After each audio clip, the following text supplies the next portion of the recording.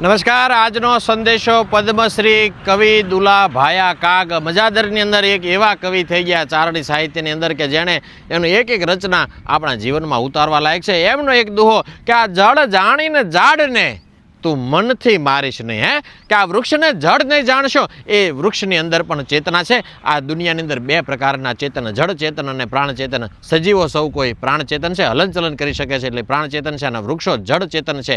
એક એક વૃક્ષ એમાં ચેતના છે. જળ જાણીને ઝાડને તમે મનથી મારીશ નહીં, કાગ કે કાપીશ નહીં, એમાં બેઠો આત્મા. કાગ બાપુ કે એને કાપીશ નહીં, એમાં બેઠો આત્મા. વૃક્ષની અંદર આત્મા બેઠેલો છે. કાપવાની વાત તો દૂર રહી, પણ મનથી મારવાની ક્યારેય કોશિશ નહીં કરતા. કારણ કે આ વૃક્ષનું ખરાબ થાય, આ વૃક્ષનું અહિત થાય, એ આપણે સજીવોનું, આપણી પૃથ્વીનું, આ સજીવ સૃષ્ટિનું જ અહિત છે. ત્યારે વધુમાં વધુ બહુવર્ષીય વૃક્ષો હોવાના ધરતી નવપલ્લવિત બને. કાગ બાપુના એક દુહાથી આપણે પ્રેરણા લઈએ. જળ જાણીને ઝાડને તું મનથી મારીશ નહીં, કાગ કે કાપીશ નહીં, એમાં બેઠો આત્મા. આ પ્રાણ સ્વરૂપ, આ ચેતન સ્વરૂપ, આત્મા સ્વરૂપ આ વૃક્ષોનું જતન થાય, માવજત થાય, વધુમાં વધુ બહુવર્ષીય વૃક્ષો હોવાય, સમગ્ર ભારત દેશ હરિયાળો બને એવા અભ્યર્થના સાથે સદભાવના વૃદ્ધાશ્રમ રાજકોટ.